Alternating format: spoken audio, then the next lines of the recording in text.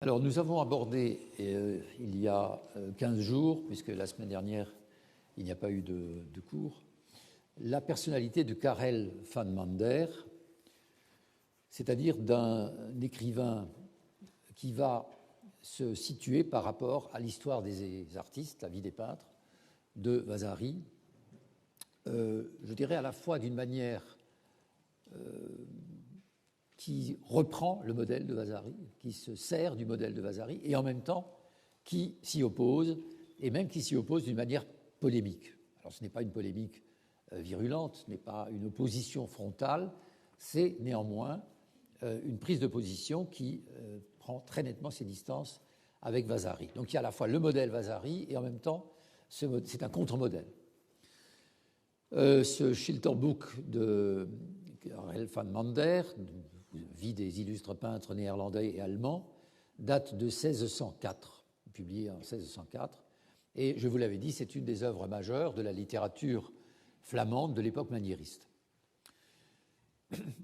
En vérité, l'auteur ne donne pas vraiment les raisons pour lesquelles il écrit ce livre, mais les historiens du XVIIe, du XVIIIe siècle ont très vite fait de dire que Karel van Mander, c'est le Vasari du Nord. C'est celui qui a dressé aux artistes septentrionaux une sorte de il en a fait un vaste panorama qui est l'équivalent de ce qu'a fait Vasari, ce qui n'est pas juste dans le fond. Même si le livre est en effet une réponse flamande aux affirmations de Vasari concernant notamment la prééminence de Florence et la fin de l'art avec l'indépassable Michel-Ange. Alors ces deux données, à la fois le modèle florentin, Florence comme ville élue, comme ville choisie par Dieu pour qu'il s'y déroule le sommet de l'histoire de l'art, afin qu'on y arrive à un point d'aboutissement extraordinaire, et aussi l'idée que c'est Michel-Ange qui incarne cet aboutissement. Ces deux notions sont battues en brèche par Karel van Mander. Et au contraire, il met en évidence ce qu'il appelle la décadence de l'art italien, à laquelle répondrait un développement de l'art septentrional. J'avais déjà dit que c'est dans une personnalité comme Jan van Scorel qu'il voit au fond le premier germe de ce qui va ensuite donner une école, en fait, c'est ce qu'on appelle ainsi à l'époque, c'est-à-dire tout un développement autour d'ateliers et autour de personnalités singulières et importantes. Alors, je vous avais cité déjà ce texte, on peut peut-être y revenir. Il y avait cette idée que les peintres italiens auxquels il rend justice, en disant qu'ils ont pu arriver de bonne heure à la juste conception de la vraie nature, tandis que nos Flamands s'appliquaient encore à chercher le progrès par un travail routinier. Voilà, donc ça, c'est la situation historique, pour lui, est bien claire. Il y a, d'une part, les Italiens, avec cette extraordinaire conception de la nature englobant quelque chose de très général, sur quoi j'aurai l'occasion de revenir, et tandis que les Flamands s'appliquaient encore à chercher le progrès et le travail routinier. Autrement dit, il oppose l'Italie, des artistes italiens, à des artisans. Les peintres flamands seraient encore des artisans. Et puis l'idée des ténèbres, de nouveau, qui revient ici, éclairée soudain par le voyage d'Italie de Jan van Scorel. Et ça, ça va devenir aussi un topos dans la littérature septentrionale, l'idée que l'Italie, c'est un moment de rupture tellement essentiel qu'au fond, le voyage italien donne naissance à une renaissance. Le voyage italien ouvre vers une deuxième naissance de l'art. J'y reviendrai aussi dans un instant.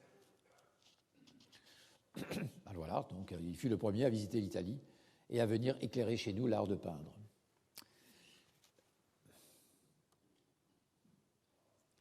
Je crois que je ne vous avais pas... Je crois que je n'avais pas montré ce texte.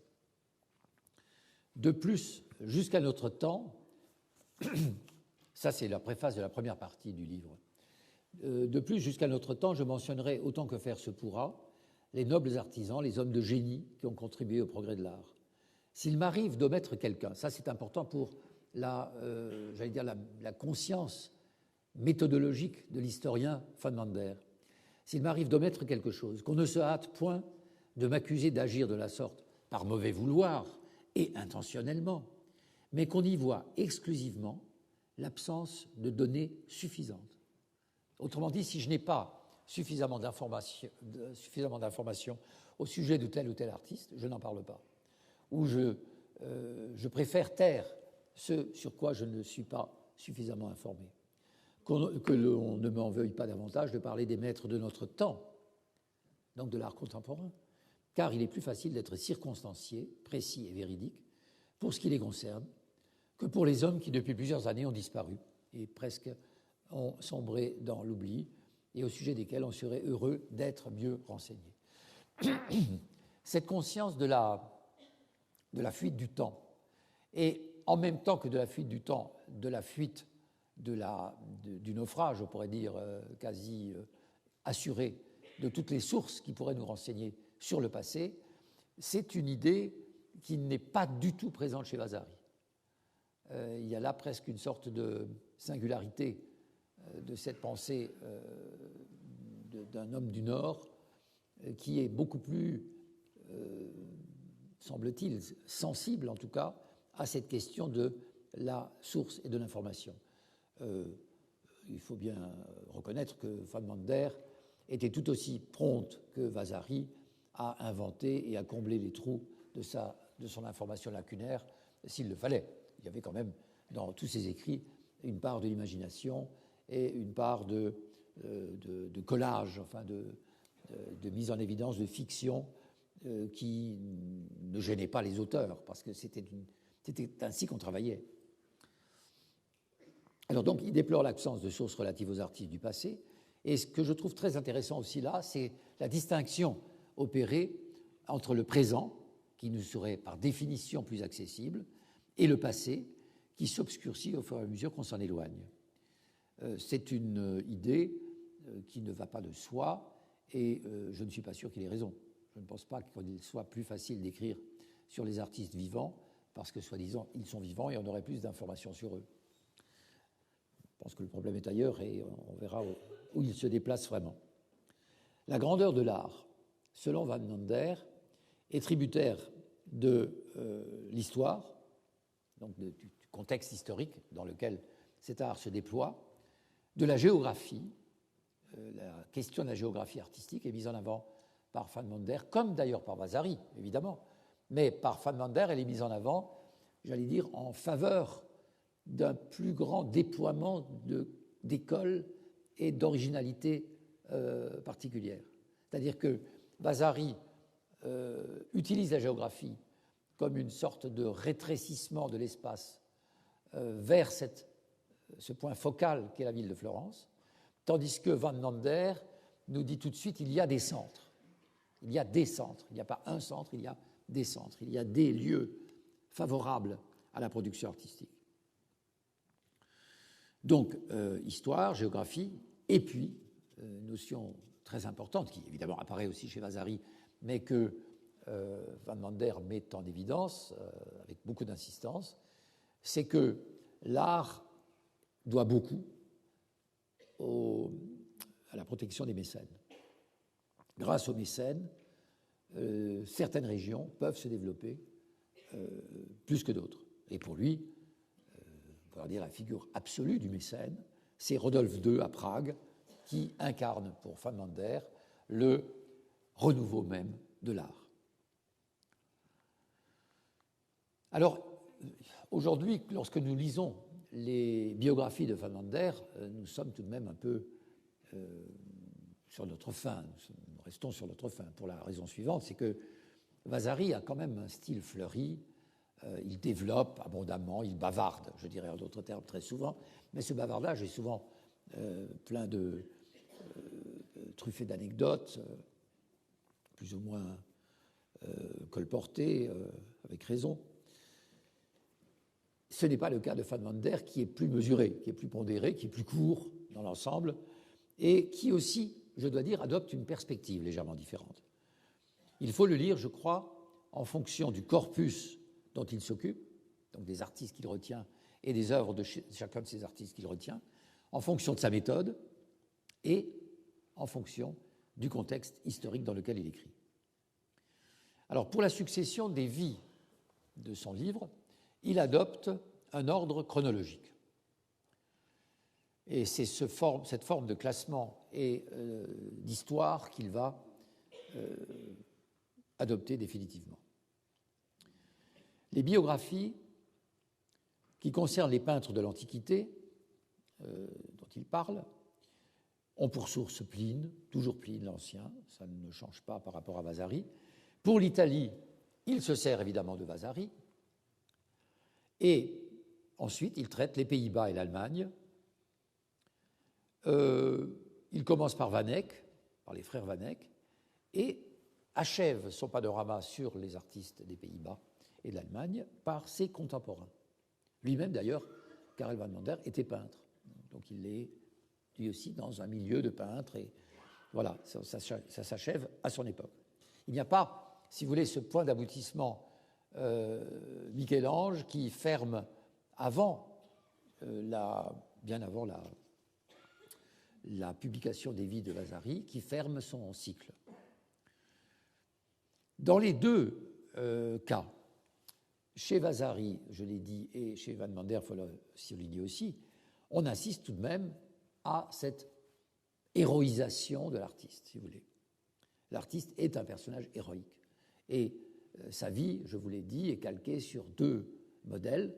Le modèle antique de l'homme illustre, comme on en trouve par exemple chez Plutarque, mais aussi sur, c'est une hypothèse que je voudrais encore développer, sur le modèle de la vie du saint. La vie du saint, telle qu'elle est traitée par les grands dominicains du XIIIe siècle en Italie, est sûrement une des sources de Vasari, donc indirectement aussi de Van Mander. Ce sont au fond aussi peu des vies réelles que des fictions. Avec les vies de Van Mander, on est dans une sorte d'entre-deux dans lequel l'historien moderne a beaucoup de mal à se retrouver. Il utilise les mêmes topoi que Vasari, ces mêmes clichés, pour employer un mot un peu plus connu, et au fond, il fait jouer ces clichés les uns contre les autres pour tantôt opposer les artistes italiens aux artistes septentrionaux, tantôt pour mettre en valeur certains artistes du Nord par rapport à d'autres. Ces ensembles de biographies sont regroupés et précédés de préfaces, comme chez Vasari. Là aussi, il y a un modèle, c'est Tite-Live dans son Histoire romaine. Et dans ces préfaces, ça c'est évidemment intéressant pour nous, il donne des aperçus un peu plus théoriques sur les artistes eux-mêmes, sur leur originalité, sur sa méthode, sur la façon dont il aborde l'étude de l'art. La préface aux Antiques, par exemple, est 2 fois plus copieuse que celle des 2 autres groupes. C'est un peu normal, il avait beaucoup plus de matière. Il savait déjà en ayant lu Pline qu'il pouvait dire un certain nombre de choses en les empruntant à son illustre prédécesseur. Il abondait moins en commentaires pour des sujets plus récents. Alors, c'est aussi parce que la préface aux Antiques concerne l'origine de la peinture, et par conséquent, cette question de l'origine de la peinture ne peut pas être séparée de la question de l'existence de la peinture et des fins de la peinture. À quoi est-elle finalement destinée? Comment est-elle en train d'évoluer? Dans la préface aux Italiens, qui est la deuxième partie, il évoque les différentes appréciations qu'a connues l'art entre l'époque paléochrétienne et Charlemagne. Il n'y a pas cette coupure radicale à l'époque de Constantin à laquelle on est habitué. Donc c'est sa philosophie de l'histoire, en fait. Dans la préface aux artistes des Pays-Bas et de l'Allemagne, là enfin, il explique ses objectifs et donne aussi des renseignements sur sa pratique de l'histoire et comment il a utilisé les historiens plus anciens. Alors je reviens juste à ces trois préfaces pour en dire un peu plus dans le détail. La préface aux Italiens, bien sûr, la décadence des arts se situe sous Constantin, mais ce qui est intéressant, c'est qu'il calque sur le modèle de l'histoire la question de la translatio imperii. La peinture, à ce moment-là, émigre vers le nord. N'est-ce pas ? Ça, c'est tout à fait intéressant de voir comment ce modèle de l'histoire factuelle est transposé dans l'histoire de l'art. L'Italie est alors le lieu, il le dit, il le souligne, de la décadence des mœurs, et l'art qu'on y produit doit être considéré comme un art historique. Comme l'art antique, il est un modèle, mais ne peut pas être l'échelle à laquelle on va mesurer l'art à venir. Ceci pour bien marquer que Michel-Ange n'est pas l'aboutissement pour lui. Il ne veut pas du tout adopter cette position vasarienne. Et au fond, tout ce qu'il va écrire dans les Italiens, dans la partie sur les Italiens, c'est d'opérer cette espèce de glissement qui nous fait quitter Michel-Ange comme figure absolue, comme figure de la perfection, pour nous tourner vers un autre artiste nordique, évidemment, qui est pour lui l'exemple même d'un aboutissement, c'est Goltzius. J'en reparlerai. D'autre part, Van Mander déplace la question de la perfectibilité si chère à Vasari. Rappelez-vous, pour Vasari, et c'est à la fois la logique et la contradiction de ses vies, puisqu'il adopte un schéma cyclique, naissance, jeunesse, maturité, décadence, ce schéma semble s'arrêter brutalement à propos de Michel-Ange, puisqu'il n'y a pas de décadence. Michel-Ange, c'est un sommet, au contraire. Mais il ne nous informe pas, Vasari, de ce qui pourrait arriver plus tard. Néanmoins, toute la progression de son récit met en évidence l'existence d'une perfectibilité de l'art. Si l'art n'était pas perfectible, Michel-Ange ne serait pas là pour aller au-delà, pour aller plus loin que ce que les anciens eux-mêmes ont su réaliser de plus beau. Le fait que qu'un artiste moderne puisse dépasser l'Antiquité était bien la preuve de la perfectibilité de l'art. Alors, par rapport à ça, Van Mander a une position très différente. Il ne nie pas la possibilité de l'art de se perfectionner. Je dirais c'est presque évident dans le schéma de pensée d'un homme comme lui. Mais il transpose cette question de la perfectibilité et la déplace géographiquement. Ça, c'est intéressant. Il n'y a pas un lieu élu, comme chez Vasari, Florence, et tout se concentre là, et tout le reste du monde est jugé à l'aune de ce lieu choisi par Dieu. Au contraire, il déplace là géographiquement, ça veut dire qu'il va évidemment trouver d'autres centres, en particulier vers le nord, mais il n'y a pas un lieu unique où les choses doivent se dérouler par une sorte de destinée. C'est presque une sorte de légitimation théologique de la prépondérance de l'art du Nord sur celui du Sud. Et pour Van Mander, Goltzius, cet artiste dont j'aurai l'occasion de parler encore, n'est pas le pôle à opposer à Michel-Ange. Avec lui, avec Goltzius, la peinture, tout simplement, emprunte une autre voie. Une autre voie. Vous voyez là, l'idée de la relativité dans l'examen historique de cette évolution de l'art. L'idée de quelque chose qui peut avoir lieu ailleurs, qui peut être jugé autrement, avec d'autres critères, c'est tout à fait important. Néanmoins, Goltzius, tout comme Michel-Ange, je ferai un parallèle un peu plus loin, Goltzius est aussi un artiste élu par Dieu. On retrouve quand même les mêmes préoccupations. Puis, la préface aux peintres de l'Antiquité dont je vous avais parlé, je reviens juste pour une question de méthode. La source donc, que Van Mander emploie, c'est Pline, je vous l'avais déjà dit, mais Pline compte les ères et par conséquent le développement artistique, enfin, apprécie le développement artistique dans un comptage chronologique qui n'a absolument rien à voir avec le comptage chronologique d'un écrivain protestant du XVIe siècle, c'est évident. Donc, en fait, la difficulté pour Van Mander, c'est comment situer cette petite portion de l'histoire de la peinture dont il est en train de s'occuper par rapport à une histoire de la peinture qui a été pratiquée durant 6000 ans dans l'Antiquité et qui correspondrait à la totalité de l'existence du monde pour un chrétien. Il y a là quelque chose de totalement inconciliable dans son esprit. Et on comprend bien. Nous sommes, encore une fois, dans des chronosophies qui sont réglées depuis le Moyen-Âge, et ce n'est pas d'un coup de baguette magique que ces écrivains historiens vont les ébranler. Et dans la préface au peintre flamand, revient à la question du modèle. Au fond, qu'est-ce qui fait qu'un historien met en avant une personnalité dans un livre d'histoire au XVIe siècle?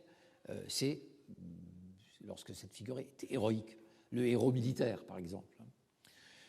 Donc, la vie des peintres, pour Van Mander, ne peut devenir intéressante pour le lecteur, pour le public auquel il s'adresse, pense-t-il, et en particulier aux jeunes gens auxquels il s'adresse, que comme exemplum virtutis, et par conséquent comme un véritable modèle, non seulement artistique, mais aussi éthique, moral, comme chez Vasari.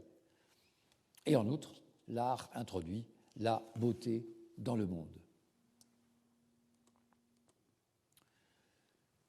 Sans doute, dit Van Mander, il ne manque pas d'auteurs qui se consacrent à décrire avec science et application les tragédies. J'ai mis le terme à la fois allemand et flamand. De notre scène néerlandaise où coulent des flots de sang. Si moi-même je ne m'y risque pas, c'est parce que j'ai pour premier motif mon ignorance de ce genre de travaux et pour second les préoccupations et les dangers dont nous menace la fureur des discordes. Au cas où je puisse me résoudre à pareille tâche, je mériterais que Cincius me tirât les oreilles et de m'entendre dire « Ce n'est point ton rôle d'écrire l'histoire des héros, de retracer les combats, de nous parler des éclats de la poudre, mais plutôt de relater les coups de pinceau et de décrire les œuvres d'art. » C'est sur le plan rhétorique une formulation assez percutante, cette façon d'opposer quelque chose qui est, je dirais presque le goût dominant de l'époque, le théâtre à gros effets, si vous voulez, hein, les tragédies où le sang coulait abondamment et où l'on décrivait précisément les grands cataclysmes qui s'abattaient soit sur des individus, soit sur la société. Et il oppose à cela la peinture. Le coup de pinceau, c'est encore plus, concentré dans la délicatesse, hein, les coups de pinceau et d'écrire les œuvres d'art. C'est aussi, pourrait-on dire, a priori, ne pas prendre en compte la fonction sociale de l'écrivain ou de l'historien. A-t-il à s'occuper de décrire des œuvres d'art? Ne doit-il pas plutôt s'occuper d'édifier l'homme, le lecteur, par des exemples vertueux, mais de grands hommes, de généraux, de souverains, etc. Non. Et là, nous avons une affirmation très intéressante sur le plan à la fois de l'esthétique, mais aussi sur le plan de l'éthique. Alors,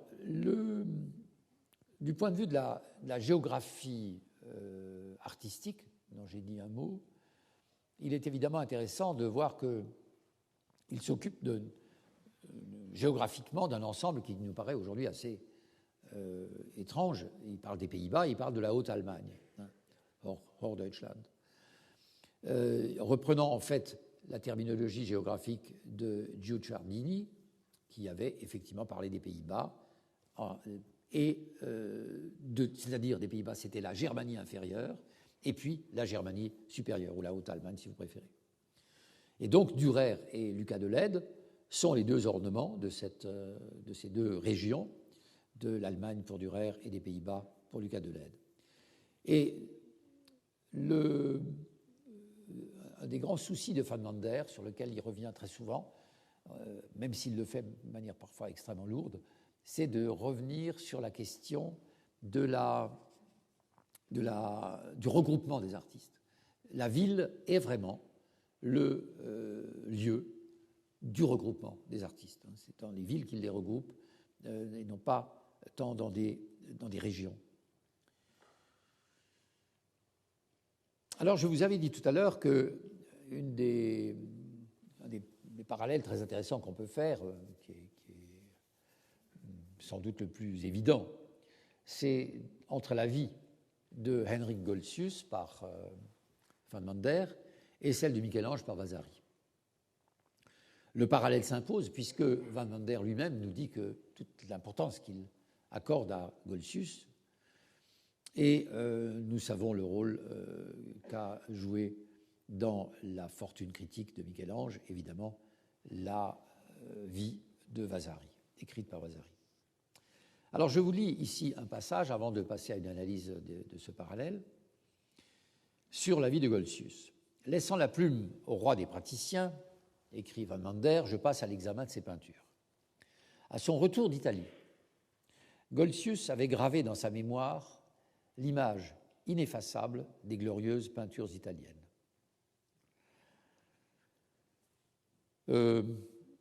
Déjà, cette image ineffaçable, cela nous montre bien qu'il y a une nécessité absolue pour ces grands artistes, Franz Corel, Goltzius, d'aller en Italie. Ce voyage d'Italie semble être une étape absolument essentielle. Voyage d'initiation, enfin, nous en dirons encore quelques mots. Et en même temps, il faut revenir d'Italie. La question n'est pas seulement d'y aller, c'est indispensable, mais il faut aussi en revenir. Et c'est ce retour qui va marquer le départ de quelque chose. En quelques lieux qu'il alla, il ne cessait de les revoir, ces peintures italiennes. Alors, la grâce de Raphaël, la morbidesse du Corrège, les puissantes oppositions du Titien, les riches étoffes et les accessoires si bien peints par Véronèse et les autres Vénitiens. Tout cela le poursuivait au point que les choses de son pays ne pouvaient plus le satisfaire aussi complètement. Donc de nouveau, l'idée que ce voyage bouleverse complètement sa perception de son propre pays. C'était une joie pour les peintres, donc les autres peintres du Nord, et un enrichissement de l'entendre en parler, car ses propos étaient de carnation ardente, d'ombre profonde et de paroles analogues, rarement et à peu d'oreilles exprimées. Donc il tenait là un langage sur la peinture qui étonnait tout le monde. S'il lui arrivait de dessiner quelque chose, les chairs devaient être indiquées au naturel, à l'aide du crayon de couleur, de telle sorte qu'au bout du compte, il se mit à la peinture à l'huile 2 ans à peine après son sevrage, bien qu'il eût atteint sa 42e année. Vous avez compris que le sevrage, c'est avoir quitté le sein de l'Italie, évidemment. C'est le sevrage par rapport à l'Italie, son retour en Italie. C'était en 1600. On peut lire ce passage très rapidement, sans lui accorder d'intérêt, mais c'est un passage important. 1600, c'est le début d'un siècle. Et je pourrais vous donner maints exemples dans l'histoire de l'art où 1600, 1800, 1900 ont été considérés, pas seulement comme, évidemment, la date du passage d'un siècle à l'autre, mais comme le passage à un renouveau de l'art. Un renouveau de l'art. L'entrée dans un siècle est considérée dans l'historiographie, à maintes reprises, comme quelque chose de tout à fait essentiel, comme rupture, comme moment de rupture et de renouveau, de renaissance, si vous voulez. Sa première peinture fut pour Gisbert Rickersen, à Haarlem, un petit Christ en croix avec la Vierge, la Madeleine et Saint Jean au pied de la croix, sur cuivre, peint sur cuivre. Le cadavre du Christ est fort naturellement rendu, bien coloré et extraordinairement compris. Alors, vous n'en apprenez pas grand-chose. L'ensemble est d'un fort joli ton. Dans le fond, on voit la ville de Jérusalem et à l'avant-plan, on remarque une poule et ses poussins, allusion aux paroles du Christ pleurant sur Jérusalem. Cette poule et ses poussins est en effet une métaphore qui revient assez souvent même dans des objets du Haut Moyen-Âge. Il y en a un exemplaire de cela au trésor de Monza, en Italie, la poule étant aussi considérée comme une analogie, si vous voulez, du Christ, avec ses poussins qui sont évidemment les chrétiens. Alors, la naissance de Goltzius elle-même, nous dit par ailleurs Van Mander, relève d'un dessein divin. D'un dessein divin. Et il le prouve d'une manière tout à fait habituelle à l'époque, par son horoscope. Son horoscope confirme qu'il s'agit d'un être élu, dit-il, tout comme d'ailleurs Vasari avait rappelé l'horoscope de Michel-Ange. Les grands événements historiques, pour les historiens de cette époque, sont souvent rattachés à des constellations particulières du ciel. Il ne faut pas oublier ça. On explique et on raconte des grands faits de l'histoire en disant on était dans telle conjonction stellaire. Et pour confirmer son dire, il nous explique que Goltzius est né quelques jours avant la fête de la vocation de Saint Paul. Cette précision est extrêmement intéressante. La vocation de Saint Paul, vous savez tous de quoi il s'agit. Ça veut dire qu'en effet, la vocation, ça veut dire que c'est bien le moment où ce général a tout à coup eu la révélation de ce que va être sa mission sur Terre. C'est un appel divin. Il est désigné par Dieu. Donc ce n'est pas du tout un hasard, même si c'est quelques jours avant la fête de la vocation de Saint Paul, il met bien en parallèle la vocation de Goltzius et la vocation d'un saint. Comme Vasari l'avait dit pour Michel-Ange, Van Mander affirme avoir été un ami proche de Goltzius, donc cette proximité, évidemment, est à mettre au bénéfice d'une meilleure connaissance. Personne ne peut mieux connaître Goltzius que Van Mander, puisqu'il a à la fois été proche de l'homme et de l'œuvre. Alors, j'insiste encore un peu sur le détail de cette biographie très, très intéressante. Il nous raconte aussi que Goltzius, dès son enfance, a été victime d'accidents domestiques. Sans doute, est-ce possible, même vraisemblable. Né dans une famille d'artistes, il a été très tôt victime d'un accident, dont le détail duquel je n'entre pas, ça n'a pas beaucoup d'intérêt, mais qui a affecté sa main droite, l'usage de sa main droite. L'usage de la main droite, pour un peintre, évidemment, c'est quelque chose qui peut être profondément contrariant, ou qui peut même définitivement contrarier une vocation. Cependant, à 7 ou 8 ans, nous dit Van Mander, Goltzius révèle des dons exceptionnels pour la peinture. Et entre 21 et 24 ans, brusquement, il sombre dans une profonde mélancolie, malgré son talent, malgré ses dons que sa famille avait parfaitement favorisés. Et il est tellement plongé dans cette maladie de l'esprit que sa famille le donne pour perdu. Enfin, il donne apparemment des signes de grands bouleversements psychiques. C'est alors qu'il se rend en Italie. Goltzius se rend en Italie et il fait un voyage que Van Mander nous raconte d'une manière, j'allais dire, un peu légère, mais qui a une profonde signification, je crois. On apprend que Goltzius, qui était très doué, qui montrait volontiers ce qu'il faisait aux uns et aux autres, s'amusait à se déguiser. C'est-à-dire qu'il ne passait jamais dans une ville 2 fois habillé de la même manière. Donc on ne le reconnaissait pas, on ne pouvait pas l'identifier. Et il écoutait ce que les gens disaient des œuvres de lui qu'ils avaient en main. Ne passant jamais pour le même personnage, n'étant pas identifiable comme Goltzius, c'était un jeu. Vous allez voir l'importance de cette histoire. Donc il s'amusait à endosser des rôles et des aspects d'autres personnages. Après un séjour à Venise, un séjour à Bologne et à Florence, il arrive à Rome en 1591, en pleine épidémie de peste, ce qui pourtant ne détourne pas Goltzius de son travail de dessiner des antiques.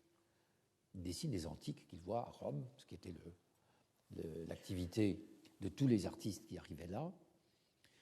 Et Van Mander nous dit qu'il se porte bien, et ce n'est qu'une fois chez lui, à nouveau, retourné dans le Nord, qu'il est malade. Il est de nouveau pris d'une crise de mélancolie. Alors, il faut bien voir cette histoire par rapport à celle de Michel-Ange, bien entendu, mais ça, c'est tout à fait autre chose, mais aussi, par exemple, par rapport à ce que nous savons de Dürer. Quand Dürer est allé en Italie, comment il a vécu la rencontre avec l'Italie septentrionale, d'abord, et comment il a ensuite interprété ce voyage d'Italie pour lui-même, considérant que c'était en effet pour lui une nouvelle naissance, un nouveau départ, la connaissance de toutes les préoccupations théoriques des grands artistes italiens, etc. etc.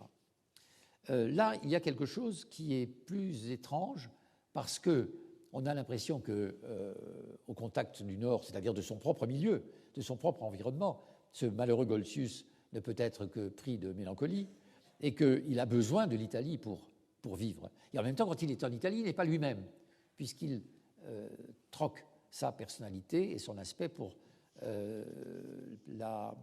l'aspect d'autres personnes, d'autres personnages. Alors, je crois qu'il y a une clé qui explique tout cela. Par exemple, à propos des estampes qui ont été faites par des gravures, donc qui ont été faites par Goltzius, Van Mander insiste sur ce que j'appellerais, moi, c'est pas de lui le terme, l'éclectisme dont était capable Goltzius. Ça veut dire quoi? Ça veut dire que Van Mander est ébloui par la manière dont Goltzius sait rendre la manière de différents maîtres au point de tromper le public. Il sait graver à la manière d'autres graveurs.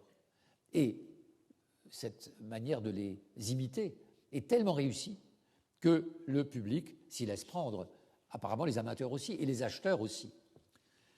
Il nous dit en particulier qu'il a fait passer une gravure qu'il a faite d'après la circoncision de Dürer pour une œuvre de Dürer, et que tout le monde l'a cru.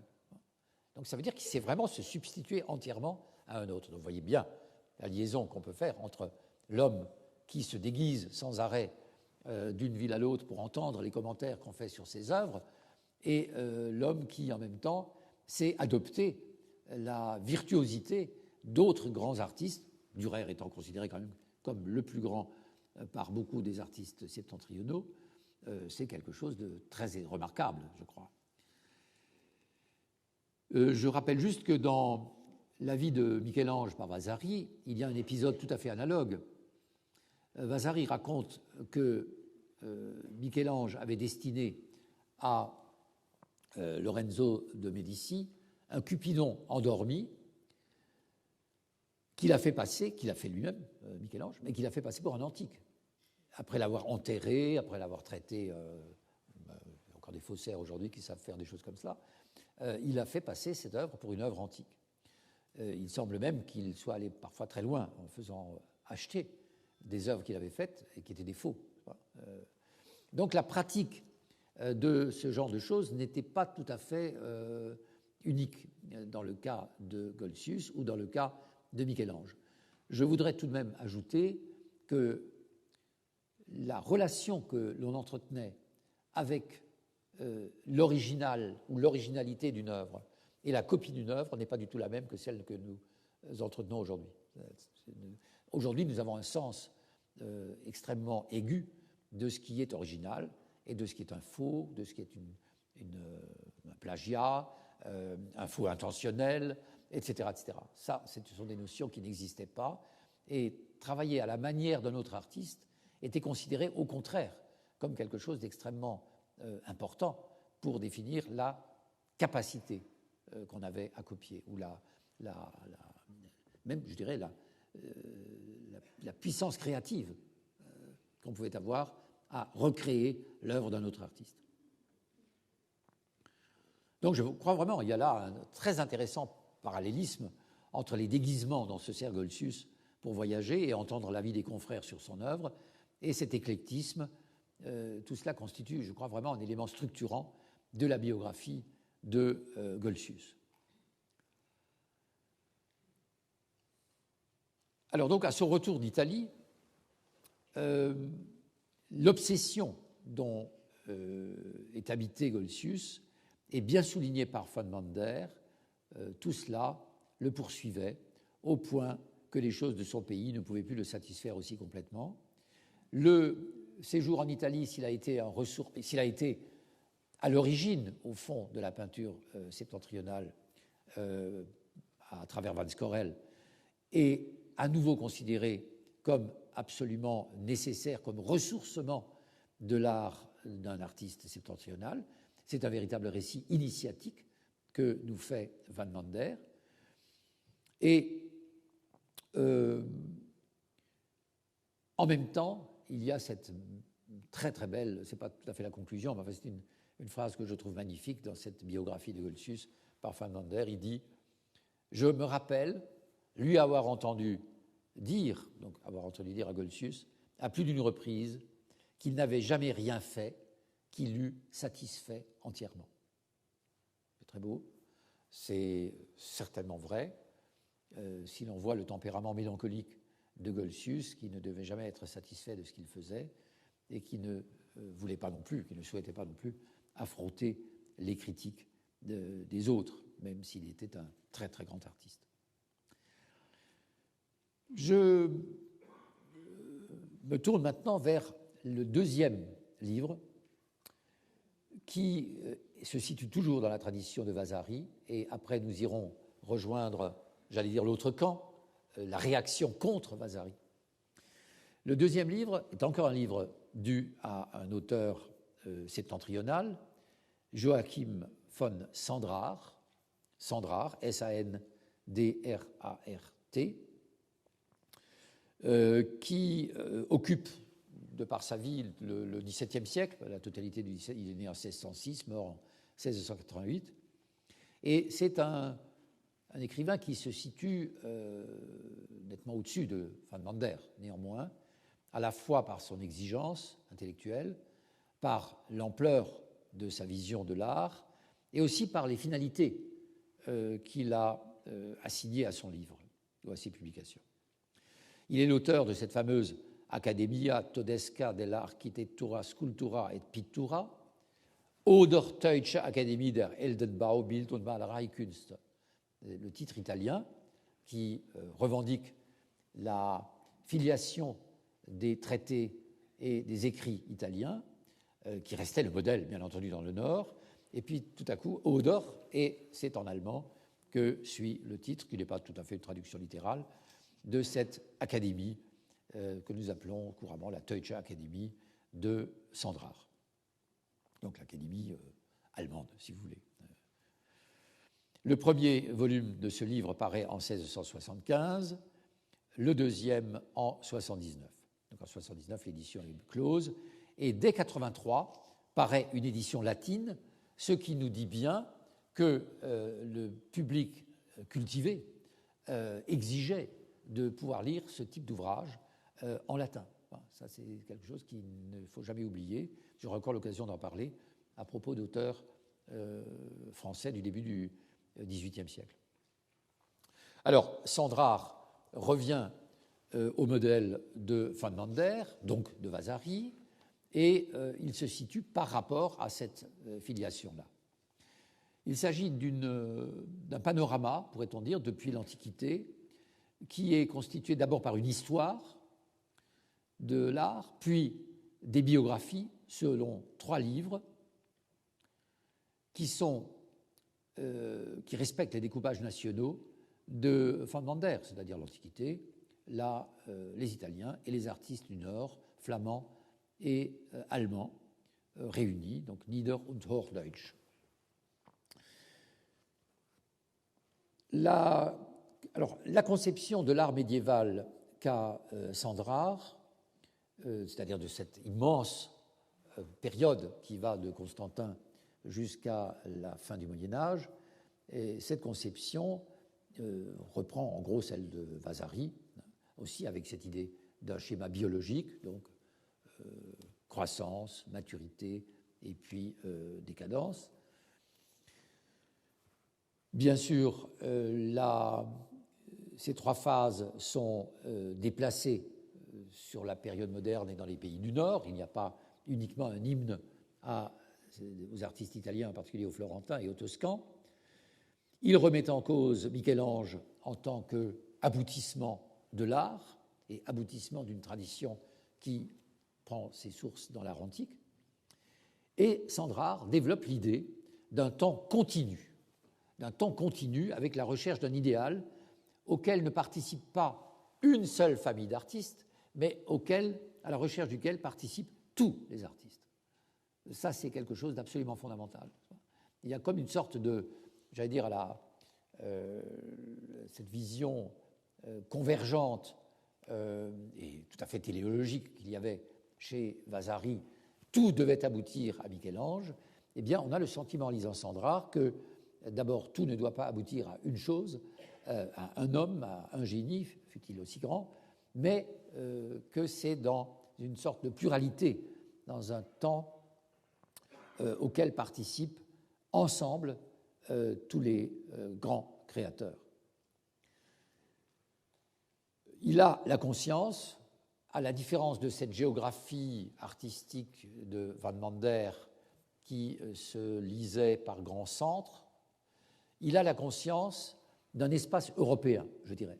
C'est-à-dire en tout cas d'un espace qui est bien plus large, qui englobe le sud, le nord, et qui ne se limite pas, si vous voulez, à des centres urbains. Il insiste beaucoup, par exemple, sur les échanges et les contacts noués par les artistes entre les différentes régions. Il n'attribue pas uniquement à des prédispositions particulières, comme une atmosphère de la Toscane pour Vasari, les dispositions particulières de chaque artiste. Elles peuvent lui venir de ses contacts avec d'autres artistes, elles peuvent ne pas être uniquement confinées à un problème j'allais dire à la fois d'histoire et de géographie, de moments et de conditions climatiques en particulier.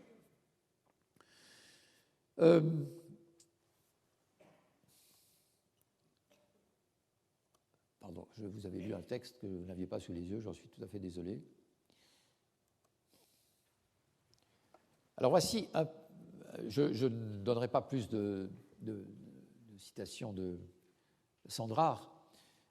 Voici un passage qui va vous paraître extrêmement indigeste, et je le conçois, et je le trouve aussi indigeste, mais il est très important parce que c'est la première fois qu'il y a ici une tentative de regrouper en catégories, non pas en écoles, ce serait faux, mais en catégories des artistes. On pourrait aussi dire de procéder à une sorte de regroupement par nationalité, mais ce serait pas assez nuancé. Alors, il y a trois petits paragraphes dans cette première partie qui concerne la préface, c'est important, destinée aux jeunes peintres. Donc, ce qu'il dit là doit être en quelque sorte mémorisé par les jeunes peintres, doit évoquer quelque chose pour les jeunes peintres. Certes, il va le développer ensuite, mais quand même. Les mêmes différences étaient aussi... Alors, les Italiens anciens et les modernes, première partie. Les mêmes différences étaient aussi et sont encore décelables chez les Italiens, chez les Allemands et chez les Flamands, et certes avec une grande perfection, en particulier en peignant avec justesse et dans les forces de la couleur que cela exige. La traduction est lourde, mais le texte original l'est aussi. Ce que l'on peut conclure du doigté naturel, de l'élévation parfaite et de l'extraordinaire rapidité des artistes de nos époques.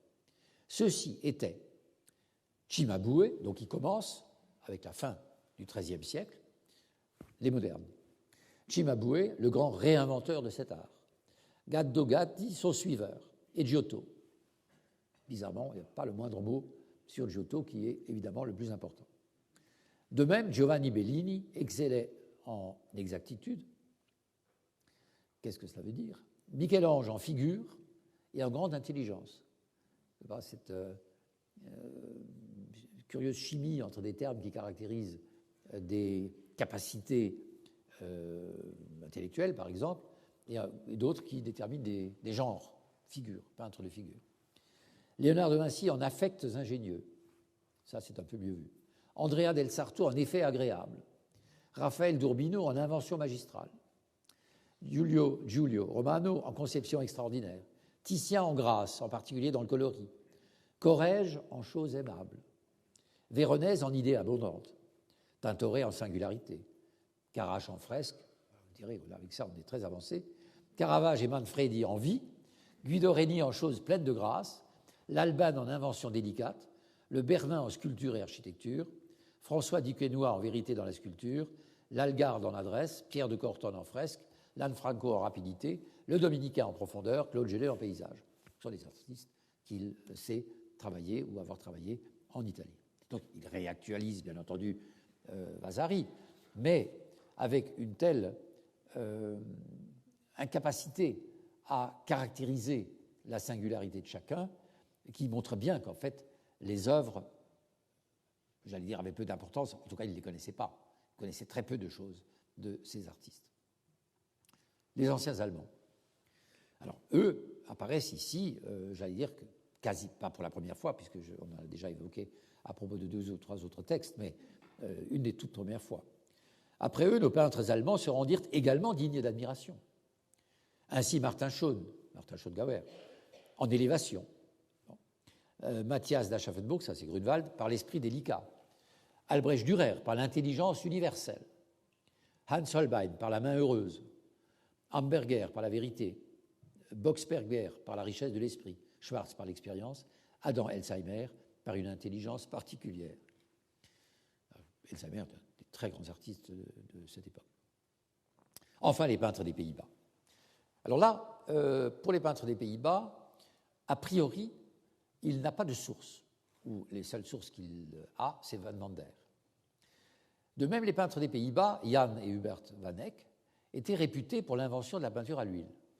Bon, jusque-là, rien à redire. Lucas de Leyde pour le soin.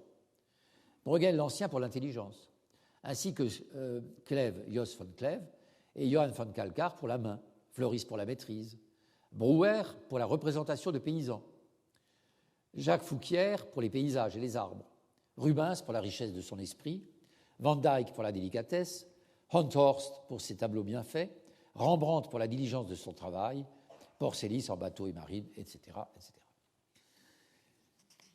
Pourquoi je tenais à vous imposer ce pensum, c'est parce qu'il me semble que là se dégage tout de même une vision de l'histoire de l'art, indiscutablement, à l'époque où Sandrard écrit, et une volonté de bouleverser la grille de lecture, si je puis dire, qu'avait imposé Vasari, indiscutablement.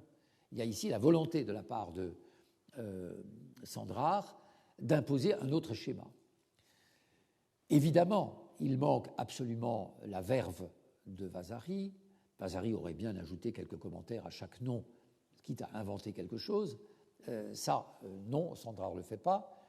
Mais la pauvreté des commentaires et des qualificatifs, des indications, est tout à fait consternante et nous montre bien qu'il s'agissait juste de marquer, je crois, d'une manière mnémonique, dans l'esprit du jeune peintre, car c'est bien à lui qu'il s'adresse, un qualificatif ou un indice qui permet de retenir un nom. Je crois que c'est purement ici un système lié à la mémoire, à la formation de la mémoire. Un nom seul, évidemment, ne peut pas être une succession de noms. Une liste de noms ne peut pas être mémorisée. Mais par contre, un nom auquel on ajoute un mot ou deux, cela suffit pour le rendre mémorisable. Néanmoins, il faut nous intéresser à la conception qu'a Sandrard de l'histoire, tout de même. Et sa conception de l'histoire n'est pas si anodine ou si banale qu'elle y paraît. Il utilise, par exemple, dans son édition de 1679, l'histoire des médailles. L'histoire des médailles a, pour lui, une place dans l'histoire de l'art. Il relate, par exemple, la vie des 12 premiers empereurs. Il tend même, dirait-on, en lisant cette partie, à faire une histoire culturelle, ce qui est un mouvement, un déplacement par rapport à l'histoire vasarienne qui est intéressant.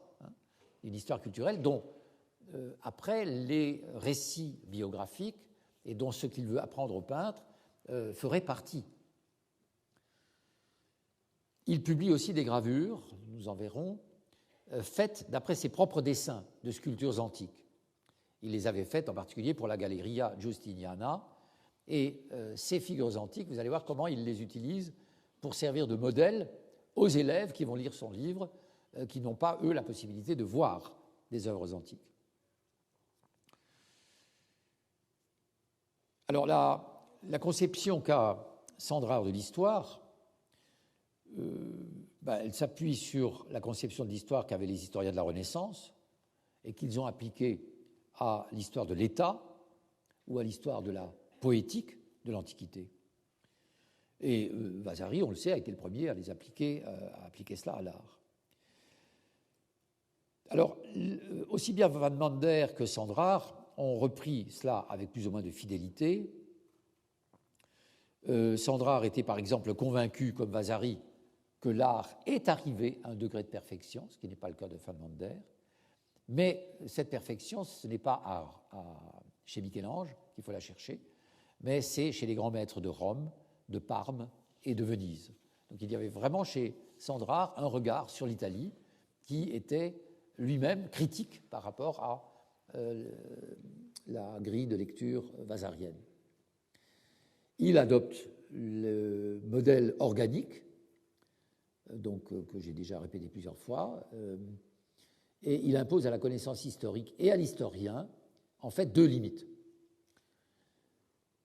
Ce modèle organique leur fait faire une impasse totale sur le Moyen-Âge, c'est le premier constat, puisque sinon nous aurions eu une période de perfection dans l'Antiquité, une période de décadence, mais qui aurait été immédiatement suivie d'une nouvelle période de perfection qui était la Renaissance, donc ce schéma ne tenait pas debout. Donc il fallait bien considérer que le Moyen-Âge, on n'en parle pas, on fait comme s'il n'existait pas, et c'est à partir d'autres outils conceptuels que Sandrard applique à l'art du XVIIe siècle, notamment des développements nationaux. Des développements nationaux qui commencent à avoir là une importance cruciale, mais qui ont déjà de l'importance chez Vasari. Ce n'est pas parce que Vasari ne parle que de l'Italie qu'il n'y a pas une forte conscience nationale de son histoire, de la conception de l'histoire. Ce qui, par contre, est tout à fait intéressant, je n'aurai pas le temps, malheureusement, de m'y attarder, c'est que le jugement que porte Sandrard sur l'architecture gothique, bien entendu, il ne peut pas avoir un avis sur l'architecture gothique, il ne sait même pas vraiment la définir.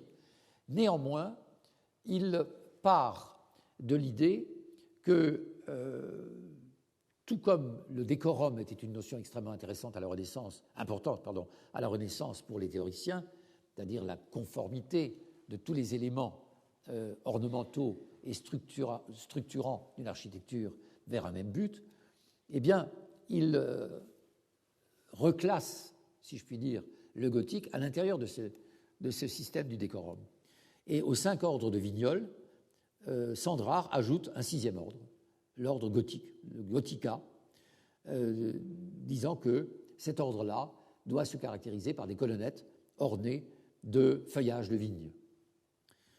C'était une conception tout à fait, j'allais dire, cohérente par rapport au regard que l'on portait alors sur l'architecture gothique, où on voyait essentiellement l'ornement. On retenait moins la grande innovation structurale de l'architecture gothique que l'ornement, et l'ornement excessif de la fin du gothique, n'est-ce pas, lorsque les motifs, en particulier végétaux, remplissent à l'envi l'édifice et les chapiteaux, les fiales, etc.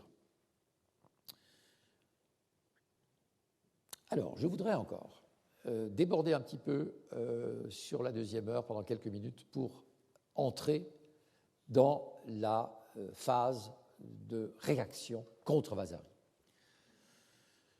Pour la raison suivante, c'est que nous allons aborder là des personnalités qui ont non seulement remis en cause la vision de l'art qu'avait Vasari, mais qui, pour moi, constituent vraiment les personnalités fondatrices d'une véritable histoire de l'art. Je dirais que l'histoire de l'art ne commence pas avec Vasari. Il y a une histoire qui commence avec Vasari, c'est l'histoire bien entendu, des biographies d'artistes. Mais la véritable histoire de l'art commence avec des hommes qui ont des noms qui vous seront vraisemblablement peu connus, sinon inconnus. Giulio Mancini en particulier. Giulio Mancini, dont la personnalité va me retenir ici encore pendant un moment, non seulement est une personnalité absolument essentielle pour le passage à une vision de l'histoire de l'art après Vasari, mais en plus, c'est un homme dont les écrits n'ont été publiés qu'au XXe siècle. Donc, il faut se dire que cet homme qui a apporté un tel nombre de remaniements en profondeur de la vision de l'histoire et de la vision de l'art était connu, bien entendu. Il était connu des milieux romains. Il était médecin du pape, donc il avait comme on dit aujourd'hui, un réseau de relations tel que... Et il conseillait énormément de gens. Il était collectionneur, il conseillait des collectionneurs. Donc c'est une personnalité très, très, très connue. Mais ses écrits n'ont pu avoir aucun effet, même s'ils circulaient néanmoins, n'ont pu avoir aucun effet dans le grand public européen avant le XXe siècle. Donc Giulio Mancini, né en 1558, mort en 1630. Mancini s'écrit évidemment Mancini. Il a fait des études de médecine, d'astrologie et de philosophie à Padoue. Il a été médecin à l'hôpital romain de San Spirito, il a même été médecin des prisons à un moment donné, mais après 1616, il est fait médecin particulier du pape Urbain VIII et il devient même chanoine de Saint-Pierre. Cet homme, qui fait donc partie de l'entourage de la cour pontificale, en tout cas, est un grand amateur d'art, et qui revendique le titre d'amateur, c'est-à-dire non pas un artiste, non pas un marchand, mais un amateur, connaisseur, comme on dit aussi. Il appartient à une génération qui affirme la personnalité des amateurs, des dilettantes dans le champ de l'art, même dans le champ de la critique d'art, mais l'un et l'autre ont eu des prédécesseurs, indiscutablement. On peut penser par exemple à l'Arétin, on peut penser à Dolce, dont je n'ai pas parlé, mais qui sont des écrivains ayant déjà eu un point de vue sur l'art extrêmement personnel et qui n'a absolument rien à voir avec l'historiographie vasarienne. Néanmoins, il y a une personnalité encore, je vais en citer plusieurs, à côté de Mancini, bien entendu, mais parce qu'avec Mancini, nous touchons aussi tout un milieu romain particulier. Il y a une autre personnalité qui s'appelle Giovan Battista Agucci, A-G-U-2-C-H-I, qui a rédigé un traité sur la peinture dans la première décennie du XVIIe siècle, qui représente véritablement une sorte de moment de transition où nous avons conscience que non seulement ces hommes vont aborder l'histoire et l'histoire des artistes et les œuvres surtout d'une manière absolument nouvelle, mais qu'eux-mêmes ont conscience de passer d'une époque de l'art à une autre époque de l'art. Notamment, ils ont conscience de la réaction naturaliste au maniérisme.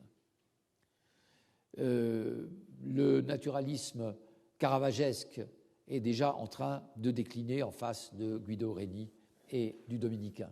Donc on entre dans une phase nouvelle de l'histoire de l'art, on est vraiment dans un moment de passage, et cette modification qui affecte en profondeur le monde artistique lui-même n'est évidemment pas sans importance pour ce que nous aurons à dire. Alors Mancini est une personnalité d'une activité absolument prodigieuse. Il écrit une histoire de Sienne en 1615, il rédige en même temps un Discorso di Pittura, un discours sur la peinture qui contient déjà des éléments d'une véritable, comment dirais-je, de l'art du connaisseur. Il nous explique déjà ce que c'est qu'un connaisseur. Et c'est d'ailleurs ce discours qui sera ensuite retravaillé et figurera au début des Considérations sur la peinture, Considerazioni sulla pittura, 1621, qui n'a jamais été publié avant 1956-57.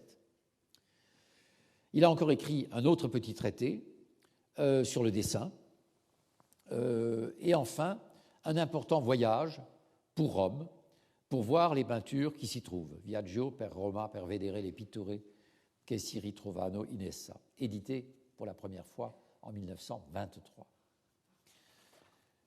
Dans ces considérations, il est très intéressant de voir que l'amateur d'art, celui qui connaissait des artistes, qui allait dans des ateliers, qui examinait les œuvres, prend tout à coup j'allais dire, le soin de s'occuper d'autres domaines pour revenir à l'art. C'est un homme qui comprend quelque chose, je dirais, à la pluridisciplinarité. Comment s'occuper d'art si on ne s'occupe pas aussi d'autres choses, si on n'est pas informé d'autres problèmes.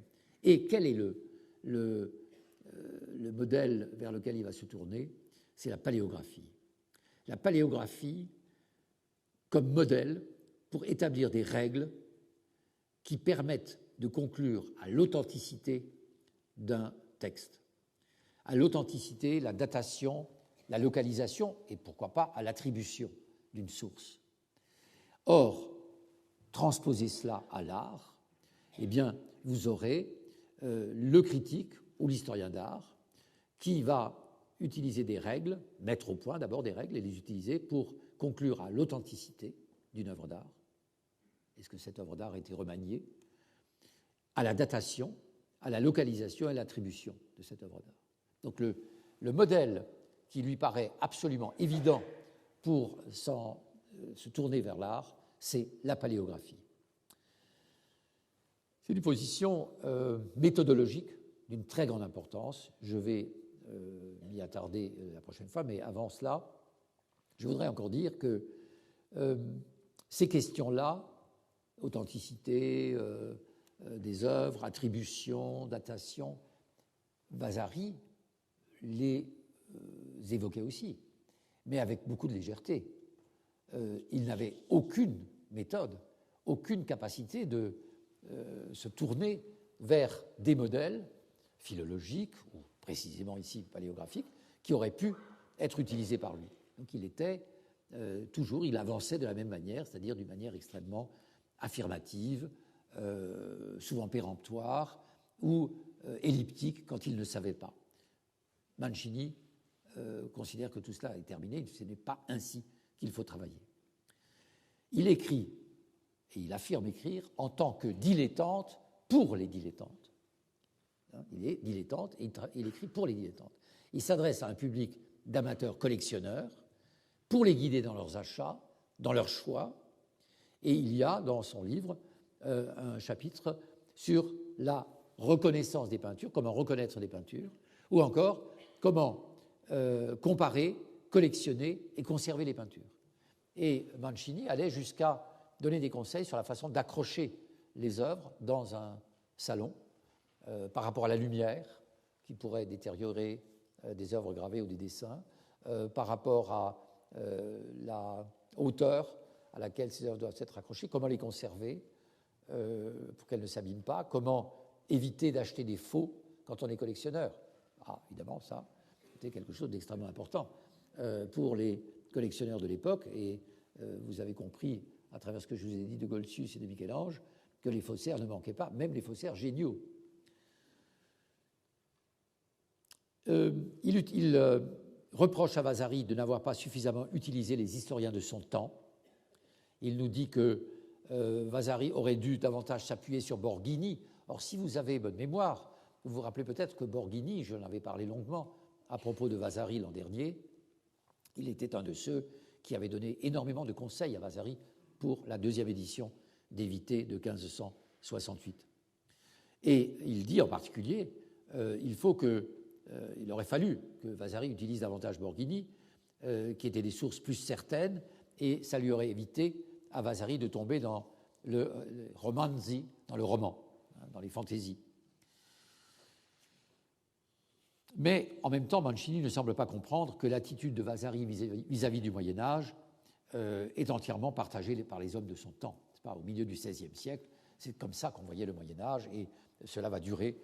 Nous en avons des preuves en évoquant même les écrivains du Nord, Van Mander et Sandrard. Et au fond, la grande question de dissension entre Vasari et la suite, c'est-à-dire et notre ami Mancini, c'est la question de l'évaluation du Moyen-Âge. À partir du moment où on prend en compte le Moyen-Âge, j'allais dire où on le rend présent dans l'évolution de l'art, dans l'histoire de l'art, il n'y a plus cette grande lacune entre la basse Antiquité et la Renaissance. Et une histoire de l'art n'est possible qu'à partir de ce moment-là. C'est-à-dire quand les choses sont envisagées selon une continuité, selon une perspective continue. Et c'est ce que Mancini va faire, mais avec des moyens, avec des modèles qui vont sans doute vous apparaître comme extrêmement étonnants, qui sont liés à la contre-réforme, qui sont liés à la politique de l'Église de ce moment-là, qui permet de réintégrer d'abord l'histoire du Moyen-Âge et donc aussi les objets qui en témoignent, c'est-à-dire les œuvres d'art, dans un grand tout. Et c'est cette question-là qui est absolument essentielle, parce que c'est elle qui peut nous faire dire l'histoire de l'art naît à ce moment-là. L'histoire de l'art ne peut pas naître chez Vasari qui évacue toute une partie de l'histoire. Elle ne peut naître qu'à partir du moment où toute l'histoire, du moins celle qui est connue par des textes, parce que je ne parle pas de la préhistoire évidemment, mais où toute l'histoire connue par des textes peut être entièrement documentée par des œuvres d'art. Nous marquons une petite pause avant de reprendre pour la deuxième partie de projection.